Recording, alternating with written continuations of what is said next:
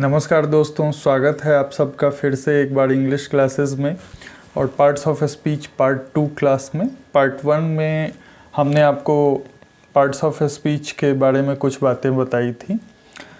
अब मैं उसे आगे बताने जा रहा हूं आप लोगों को। मैंने पार्ट 1 में आप लोगों को बताया था दोस्तों कि पार्ट्स ऑफ स्पीच क्या है। एक्चुअली इट इज़ इटिमोलॉजी, शब्द विचार। अंग्रेज़ी के शब्दों को 8 भागों में बांटा गया है।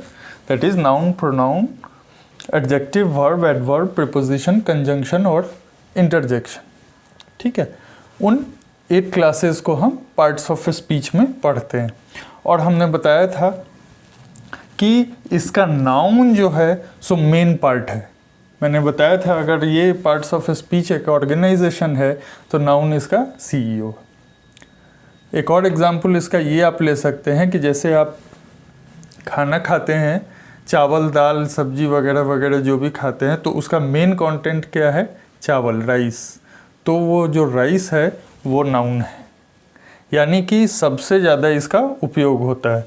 ऑलवेज ये सेंटेंस में एज अ सब्जेक्ट और एन ऑब्जेक्ट रहेगा।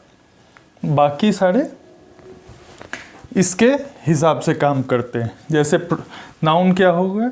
नेमिंग वर्ड हो गया। लैटिन वर्ड नोमेनो से आया है, मीन्स नेम, एनी नेम। अभी इतना ही जानते हैं, डिटेल में नाउन चैप्टर में जानेंगे जब हम नाउन पढ़ेंगे तो डिटेल में। प्रोनाउन क्या है? रिप्लेसेस नेम और नाउन। जैसे नेम को रिप्लेस क्या कर सकता है? ही, शी, इट। ठीक है। एडजेक्टिव क्या है? क्वालिफाइज अ नाउन और अ प्रोनाउन। वर्ब क्या है? Verb is a doing word. जैसे कोई जो काम करते हैं, बोल देते हैं ना, करना। जिस शब्द के अंत में मोटा मोटी ऐसे जानिए ना लगाओ। करना, उठना, बैठना, खाना, जाना, आना, ये सभी क्या हुआ? वर्ब। Means doing something. कुछ भी जो हम क्रिया करते हैं, इसको हिंदी में क्या बोलते हैं? क्रिया बोलते हैं। संज्ञा, सर्वनाम, विशेषण, क्रिया, एडवर्ब, क्रिया विशेषण जो क्रिया की विशेषता बतलाए, which qualifies a verb and it qualifies adjective and adverb also. Sometimes itself also it qualifies. फिर preposition shows relation of a noun to the other words of a sentence। Noun main है, हमने बताया था। तो noun का relation sentence के दूसरे words के साथ कैसा है, तो वो प्रीपोजिशन बताता है। जैसे राम गोज टू पटना। ठीक है, राम पटना को जाता है। टू मीन्स को, तो राम पटना। ऐसा भी हो सकता है राम गोज फ्रॉम पटना, राम पटना से जाता है। ठीक है, तो से जाता है या को जाता है, तो टू और फ्रॉम क्या हो गया? प्रीपोजिशन। इसने रिलेशन दिखलाया। 7वां है कंजंक्शन, ज्वाइनिंग वर्ड। दो वर्ड को ज्वाइन करेगा, दो क्लॉज को ज्वाइन करेगा या दो सेंटेंस को ज्वाइन करेगा। जैसे राम एंड श्याम, तो दो नाउन को ज्वाइन किया, दो वर्ड को ज्वाइन किया, कप एंड सॉसर। ठीक है, फिर सेंटेंस को, फिर क्लॉज को, तो उसको कंजंक्शन क्या होता है? Joining word. हमने बताया ना, जंक्शन, जैसे रेलवे स्टेशन का जंक्शन होता है, वहाँ दो या दो से ज़्यादा प्लेसेस जाने वाली ट्रेनें आकर एक जगह पे मिलती है, उसको जंक्शन बोलते हैं। तो it is a joining word. Interjection क्या होता है? Exclamatory word. इसके बाद साइन ऑफ एक्सक्लामेशन लगा रहेगा, जिसे अचंभा, विस्मयादि बोधक इसको बोलते हैं। विस्मय मीन्स अचंभा। तो जैसे hurray, we won the match, alas, we lost the match, oh, ouch, oh, this all are exclamatory. इसके साथ कंपल्सरीली ये साइन ऑफ एक्सक्लामेशन लगा रहेगा। ठीक है, अभी आगे जानते हैं। आपके कंपटीशन एग्जाम्स में सबसे ज़्यादा questions noun, adjective, verb, adverb से रहते हैं। ठीक है, जो मेन कोर होता है क्वेश्चंस का, तो वो इन चारों नाउन, एडजेक्टिव, वर्ब, एडवर्ब, क्योंकि एक ही वर्ड है वो चार तरह से, वो एज ए नाउन भी यूज़ होते हैं, वो एज एन एडजेक्टिव भी यूज़ होते हैं, एज वर्ब भी यूज़ होते हैं, एज एन एडवर्ब भी यूज़ होते हैं। तो आइए हम लोग देखेंगे ऐसे कौन कौन से वर्ड्स हैं और कैसे नाउन से वर्ब बनाते हैं, या नाउन से एडजेक्टिव बनाते हैं, एडजेक्टिव से नाउन बनाते हैं, या किस फॉर्म में कोई वर्ड नाउन होता है, किस फॉर्म में कोई वर्ड एडजेक्टिव होता है। तो इसको देखते हैं शब्द विचार में। मतलब शब्दों के ऊपर पहले हम विचार करेंगे। अगर हम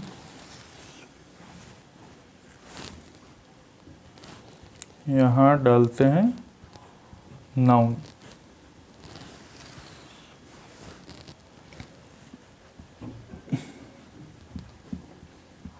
एडजेक्टिव,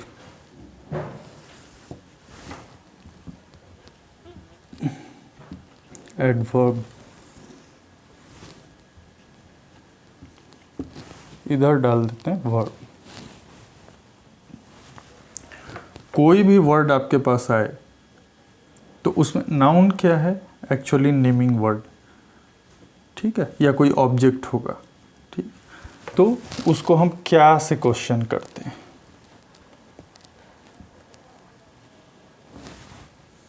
ठीक है, बताऊंगा आगे। Adjective means qualifies a noun, जैसे यह कलम अच्छी है, ये कलम कैसी है, तो अच्छी है, तो अच्छी जो है वो एडजेक्टिव हो गया।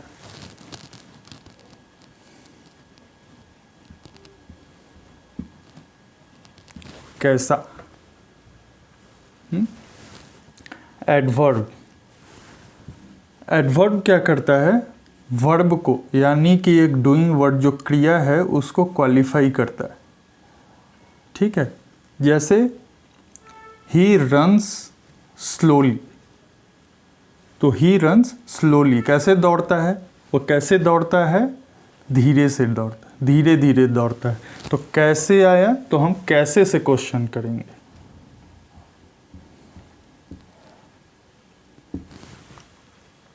ठीक है। और वर्ब तो जानते ही हैं डूइंग वर्ड है,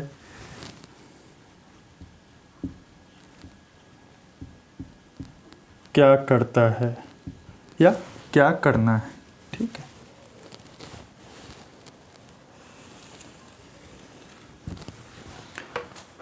अब जैसे एक वर्ड है, इधर वर्ड्स लेते हैं,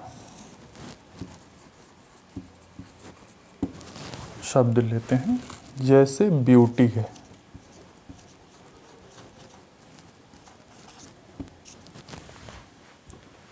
ब्यूटी,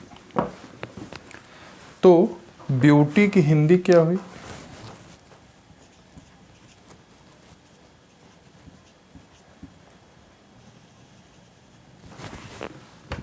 सुंदरता, ठीक है।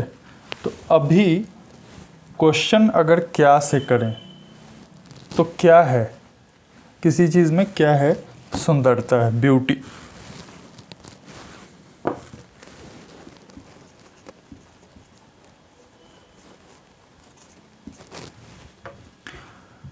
कोई चीज़ कैसा दिखता है, तो ब्यूटीफुल,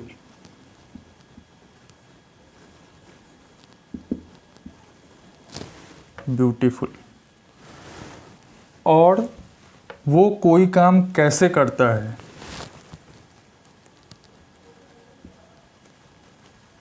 TIFULLY, ब्यूटीफुल्ली, ठीक है। वर्ब में जैसे हम किसी चीज़ को करते हैं तो इसके रिस्पेक्ट में एक वर्ड होता है beautify,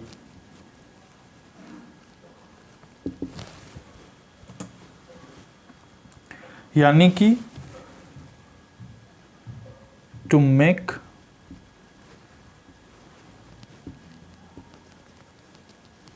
beautiful, to to make something beautiful, किसी चीज़ को सुंदर बनाना, तो उसी को ब्यूटीफाई बोलते हैं। तो अभी देखिए एक वर्ड है ब्यूटी, वो एज अ नाउन भी यूज़ हुआ, एज एन एडजेक्टिव भी यूज़ हुआ, एज एन एडवर्ब भी यूज़ हुआ, एज ए वर्ब भी हमने उसका यूज़ कर लिया। ठीक है, तो किसी भी वर्ड का आप यहाँ से क्वेश्चन कीजिए। जैसे इतने सारे आपके वर्ड्स दिए हैं, कंपटीशन एग्जामिनेशंस में पूछ सकता है इसमें से नाउन कौन है, ब्यूटी, ब्यूटीफुल, ब्यूटीफुली। तो आप नाउन का क्या कैसे क्वेश्चन करेंगे, क्या, बिकॉज इट इज़ ऑब्जेक्ट, क्या है बोलते हैं ना, ये क्या है, तो क्या, तो ब्यूटी सुंदरता है।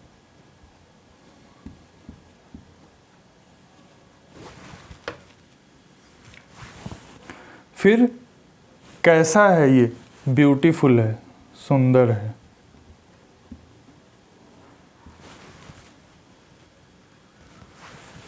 ब्यूटीफुली कैसे करता है वो, या बोलते हैं ही राइट्स ब्यूटीफुली, कैसे लिखता है, तो सुंदर से लिखता है।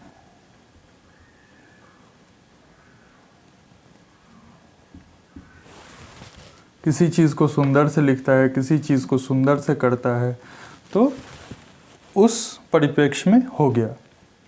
या ब्यूटीफाई, ये सुंदर बनाता है।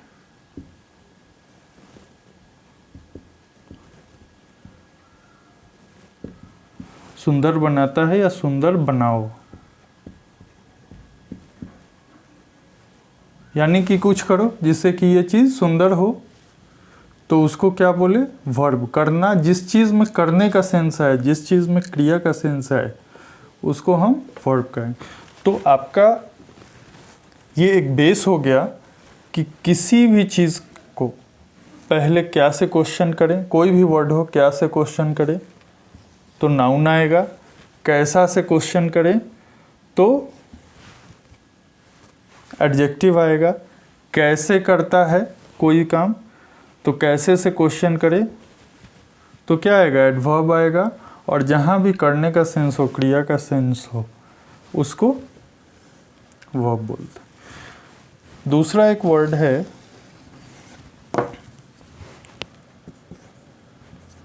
ऑनेस्ट, और सबसे बेस्ट चीज़ आप इसकी हिंदी जरूर जानें वर्ड्स की, तो उससे चीज़ें आसान हो जाती हैं, हमको समझ आती है। ऐसे हम कितना भी रूल्स पढ़ा देंगे आप भूल जाएंगे बाद में।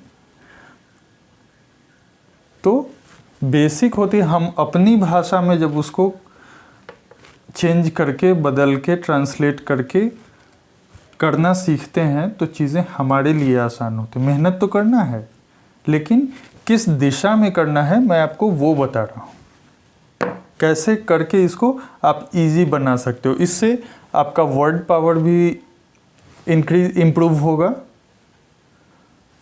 वर्ड पावर इम्प्रूव होगा इन द सेंस किस वर्ड का मीनिंग क्या होता है। जैसे ब्यूटीफुल का मीनिंग सुंदर होता है, ब्यूटी का मीनिंग सुंदरता होता है। अगर आप ब्यूटी मतलब सुंदर जानते हैं तो आप डेफिनेटली गलत करके आएंगे, और छोटी छोटी गलतियां ही होती हैं एग्जामिनेशंस में जो आपको एलिमिनेट कराती हैं।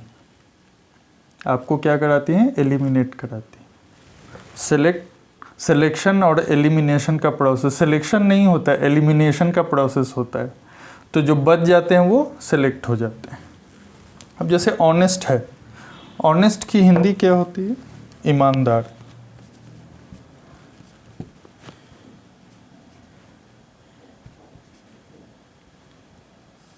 ईमानदार, ठीक है। तो हमारा, हम इसकी हिंदी जाने तो हमारा 20% काम हो गया, 25% काम हो गया 100 में से। अब ईमानदार, वो कैसा व्यक्ति है, वो एक ईमानदार व्यक्ति है।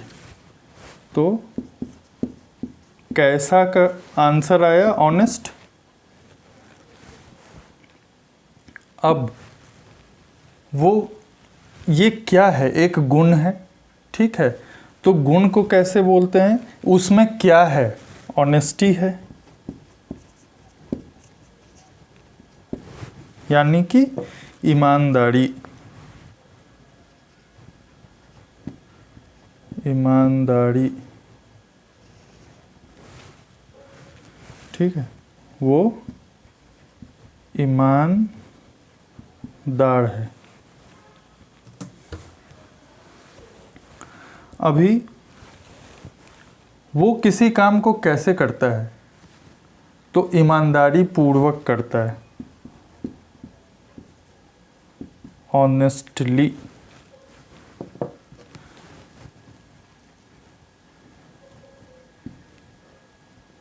ईमानदारी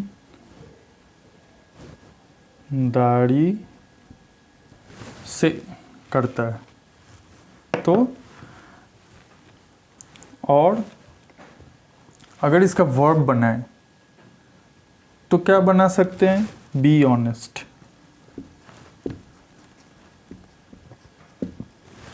यानी कि ईमानदार बनो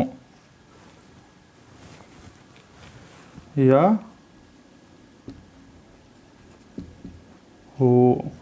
तो ईमानदार होने के लिए हमको कुछ वर्कआउट करने होंगे, हमको कुछ झूठ बोलना कम करना पड़ेगा, हमको उसके लिए अपने आप खुद पे वर्कआउट करना पड़ेगा। तो जहाँ भी कुछ करने का सेंस हो वहाँ सीधे वर्ब आ जाता है, ठीक है। तो यहाँ से हम एक और डेरिवेटिव ले सकते हैं, एक चीज़ और डिराइव कर सकते हैं कि हम एडजेक्टिव प्लस एलवाई करते हैं तो एडवर्ब हो जाता है। जनरली 70 to 80% केसेस में एलवाई से जो अंत होता है जिस वर्ड्स का, वो सारे क्या होते हैं, एडवर्ब होते हैं। तो एडजेक्टिव प्लस एलवाई, जहाँ भी आपको लास्ट में एलवाई दिखे वो सारे एडवर्ब होंगे। अभी इस पे आपको कुछ मैं सेंटेंस बना करके दिखाता हूँ। जैसे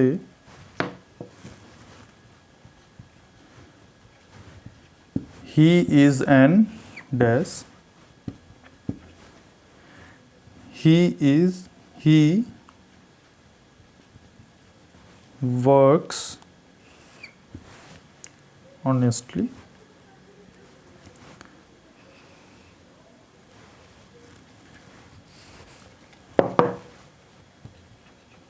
his dash is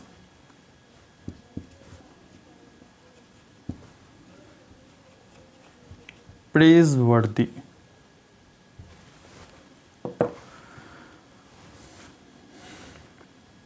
ओके, ठीक है। ही इज एन, वो क्या है, एक, वह है एक, क्या, ऑनेस्ट, वह एक ईमानदार है। ही वर्क्स, वह काम करता है, वर्क क्या है, वर्ब है, तो वर्ब को क्वालिफाई करने वाला वर्ड यहाँ पे आएगा, तो ही वर्क्स ऑनेस्टली, यानी कि एडवर्ब आ जाएगा। हिज डैश इज, उसका क्या प्रेज वर्दी है, प्रेज वर्दी मतलब प्रशंसनीय, यानी कि प्रशंसा करने योग्य। उसका क्या प्रशंसा, तो क्या से क्वेश्चन आया तो नाउन क्या होगा, ऑनेस्टी।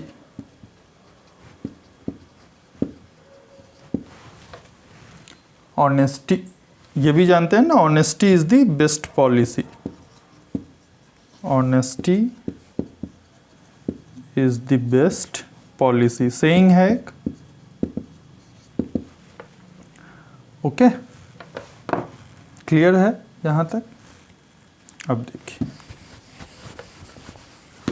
कुछ और एग्जाम्पल्स इसमें ऐड करते हैं।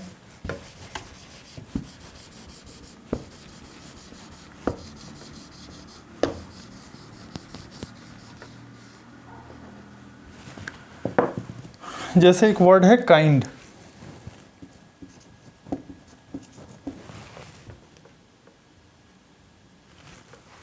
ठीक है, काइंड मीन्स दयालु।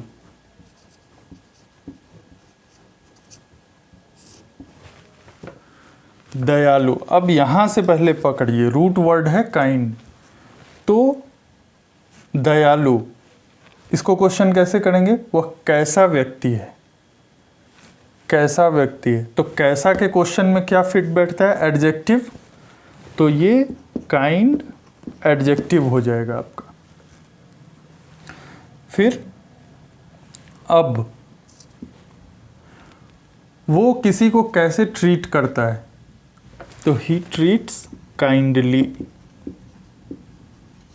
एडजेक्टिव है, ly लगा दीजिए, एडवर्ब हो जाएगा, एडजेक्टिव प्लस ly, तो 3 काम बन गए, 2 काम बन गए। एक क्या है, नाउन, तो इसमें क्या है, उसमें वो कौन सा गुण है, इसमें क्या, तो एक वर्ड है काइंडनेस, इसको बोलते हैं दयालुता, ये दयालु, काइंडली, दयापूर्वक या दयालुता पूर्वक। वर्ब, कुछ काम दे दो, वर्ब हो जाएगा बी काइंड, यानी कि दयालु बनो या दयालु हो, ठीक है। जैसे ही इज, क्या आएगा यहाँ पे, and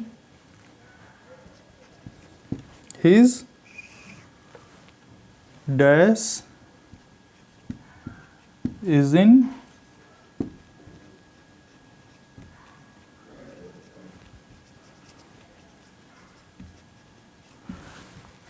his dash is in discussion all round, उसका क्या चर्चा में, सब चारों तरफ कुछ चर्चा में है, क्या है।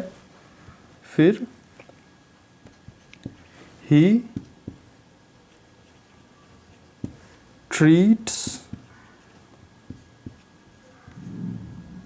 द पुअर डैश, वो ट्रीट करता है, किसी को कैसे ट्रीट करता है। अब देखिए, वो है, वो क्या है, वो कैसा है, ही इज कैसा है, काइंड, वो दयालु है। हिज डैश इज इन, उसका क्या चर्चा में है चारों तरफ, तो हिज काइंडनेस, उसकी दयालुता चारों तरफ चर्चे में है। तीसरा, ही ट्रीट्स, वह किसी को व्यवहार करता है, ही ट्रीट्स किसको, द पुअर प्लूरल होता है, कुछ वर्ड्स होते हैं जिनके पहले ये लग, जैसे द पुअर, याद रखिए प्लूरल है, ही ट्रीट पुअर्स नहीं बोलते हैं, द पुअर। आर्टिकल बताएंगे ना AND, उसमें डिटेल में बताएंगे कैसे। ही ट्रीट्स द पुअर, कैसे ट्रीट करता है,